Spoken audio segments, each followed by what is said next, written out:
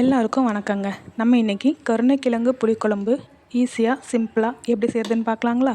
நான் இன்றைக்கி ஒரு 1/4 கிலோ அளவு கருணைக்கிழங்கு எடுத்திருக்கேன். அதில் இருக்கிற மண்ணெல்லாம் போகிற அளவுக்கு தண்ணியில் நல்லா வாஷ் பண்ணி எடுத்துக்கலாங்க. ஒரு குக்கரில் கருணைக்கிழங்கு மூழ்கிற அளவு தண்ணி ஊற்றி 3 விசில் வர அளவுக்கு வேக வச்சு எடுத்துக்கலாம்.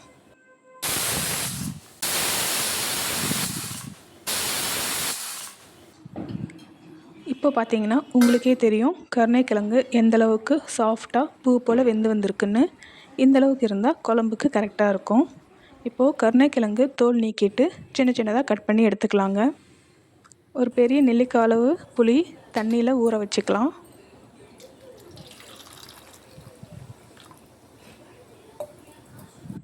அடுப்பில் ஒரு வாணலி வச்சு கொஞ்சமாக எண்ணெய் ஊற்றி 1/2 ஸ்பூன் கடுகு, 1/2 ஸ்பூன் சீரகம், 1/4 ஸ்பூன் வெந்தயம் போட்டு நல்லா பொரிஞ்சு வந்ததும் ஒரு 10 பல் பூண்டு சேர்த்துக்கலாங்க.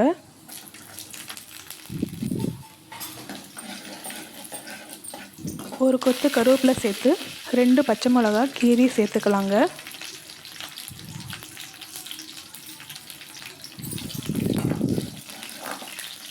பத்துலேருந்து 15 சின்ன வெங்காயம் சேர்த்துக்கலாங்க.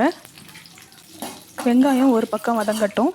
இப்போது ஒரு மிக்ஸி ஜாரில் 10 சின்ன வெங்காயம், 2 பழுத்த தக்காளி சேர்த்து மைய அரைச்சி எடுத்துக்கலாங்க.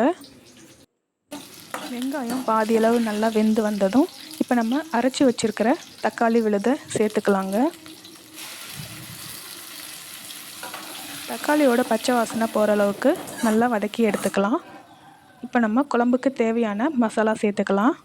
தேவையான அளவு உப்பு, 1/2 ஸ்பூன் மஞ்சத்தூள், 2 டேபிள் ஸ்பூன் குழம்புத்தூள் சேர்த்து எண்ணெயிலே நல்லா வதக்கி விட்டுக்கலாங்க.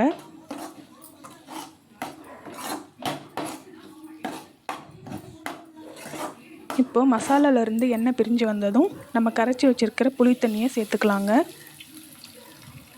குழம்புக்கு தேவையான அளவு தண்ணியும் சேர்த்துக்கலாம்.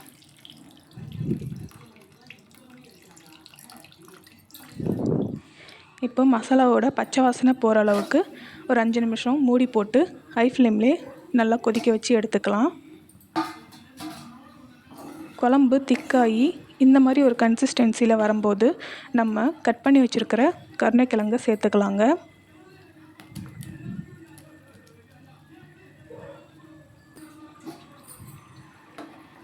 இப்போது கருணைக்கிழங்கு மசாலாவோடு சேர்ந்து வர்றதுக்கு ஒரு மூடி போட்டு ஒரு 5 நிமிஷம் லோ ஃப்ளேம்லேயே வேக வச்சு எடுத்துக்கலாம்.